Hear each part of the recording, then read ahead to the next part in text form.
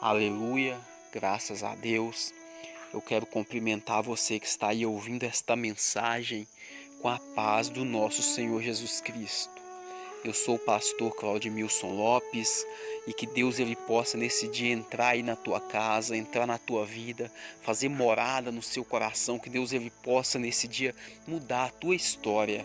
Em nome de Jesus, eu trago uma mensagem da parte de Deus nesse dia para edificar, irmãos, a sua vida, edificar a sua família, edificar o seu ministério.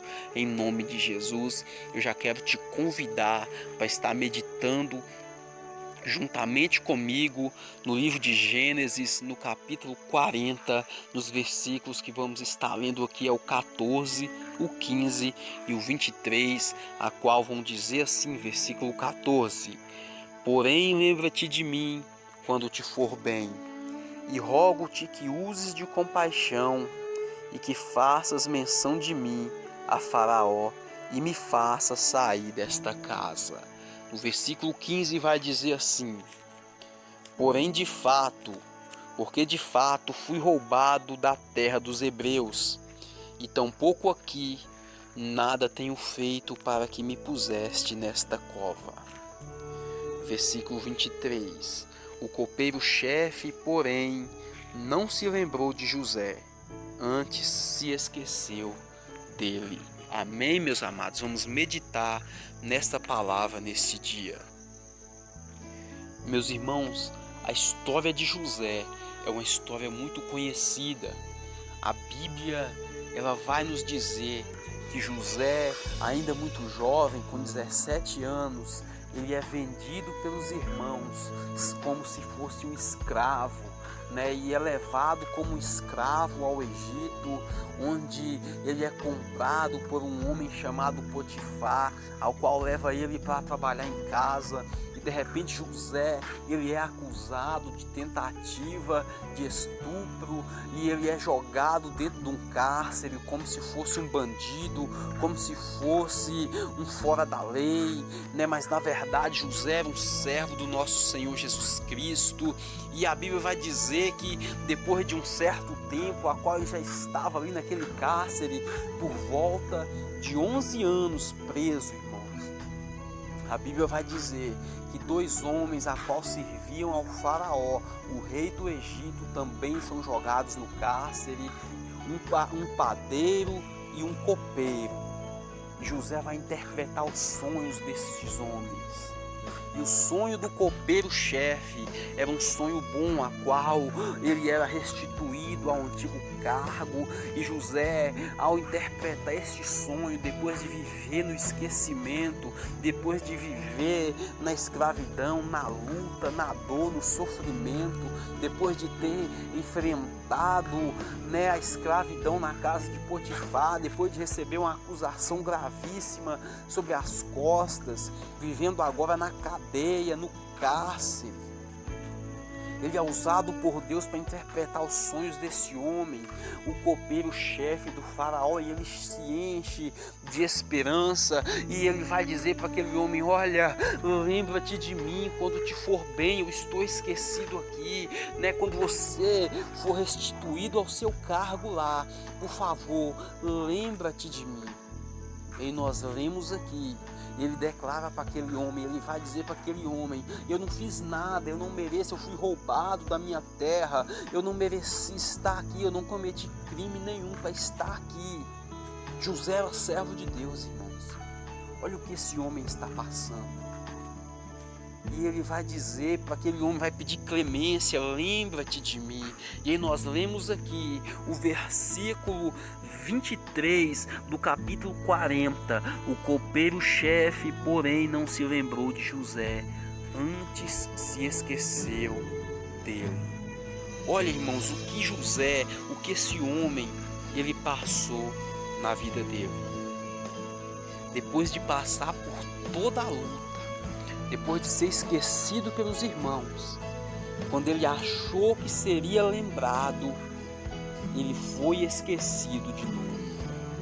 Aquele homem que poderia ajudá-lo, ele viu uma esperança de auxílio naquele homem, Porém, a Bíblia vai dizer que aquele homem se esqueceu de José e não se lembrou dele, até o tempo em que Deus determinou que ele se lembrasse. Imagina, o homem estava ali esquecido, abandonado, jogado às traças. E quando vem um pingo de esperança, essa esperança ela se acaba porque ele não foi lembrado. E eu quero dizer uma coisa, talvez tu está vivendo uma história parecida com a história de José. Talvez tu já enfrentou tanta coisa nessa vida. Talvez tu já passou tanta dificuldade, tanta luta, tanta dor, e que talvez no momento a qual você achou que seria lembrado, que seria honrado, talvez você foi esquecido de novo. Irmãos, e o esquecimento, ele dói. O esquecimento ele mata, irmãos. José estava ali abandonado pelos irmãos. O pai dele, Jacó, amava ele muito e não sabia nem que ele estava vivo. E ele estava ali, não tinha um parente, não tinha um amigo naquela terra estranha, naquela terra longínqua. Estava mal falado, trajado de malfeitor, um escravo. E ele estava no cárcere esperando um momento em que ele tivesse a oportunidade de sair de lá, e quando ele achou que a oportunidade de ser salvo daquele cárcere vinha, ele foi esquecido lá. E talvez tu está vivendo algo parecido com isso na tua vida. Talvez aquela vaga de emprego que você achou que era sua, que você achou que tinha chegado a hora, não veio. Talvez você achou que você seria honrado e você não foi.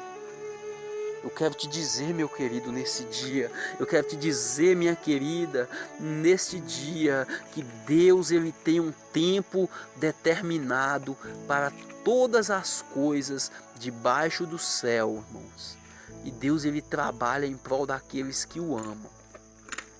Isaías 49, versículo 15 vai dizer que pode até uma mulher que se esquecer do seu filho que cria, de maneira que não se compadeça do filho do seu ventre.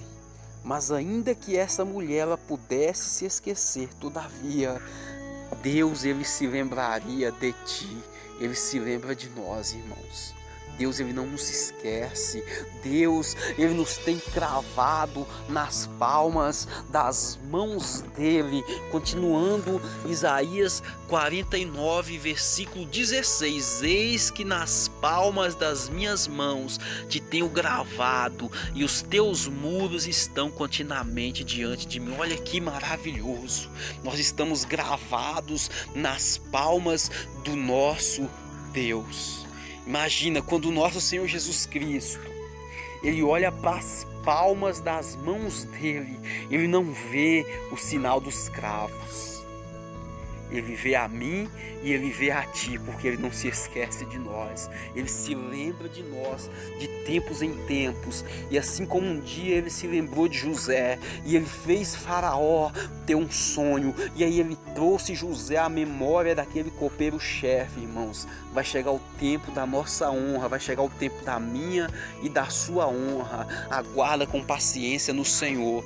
Quem conhece a história de José sabe que foi um homem que passou dificuldades. Aos nossos olhos, aos olhos humanos, tinha tudo para ter parado, tinha tudo para ter desistido, mas ele não parou, ele persistiu com fé. É uma história de superação, é uma história de fé, é uma história de persistência. Um homem que esperou no Senhor, ainda que todas as circunstâncias diziam que ele não seria nada, que ele não seria ninguém. No dia em que Deus resolveu honrá-lo, ele foi lembrado e foi levado diante do homem a qual naquela época, irmãos, humanamente falando, era o homem que talvez tinha mais poder na terra, um poder humano. Era o faraó do Egito, um exército poderoso, uma nação poderosa, e José é colocado como governador daquele lugar. Imagina José se lembrando das promessas que Deus fez em sonho para ele,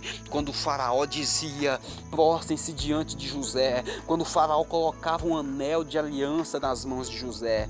Deus, ele quer fazer aliança contigo, irmãos, porque ainda que o homem tenha te esquecido, ainda que em muitos momentos você tenha sido esquecido pelo homem, você não foi esquecido por Deus.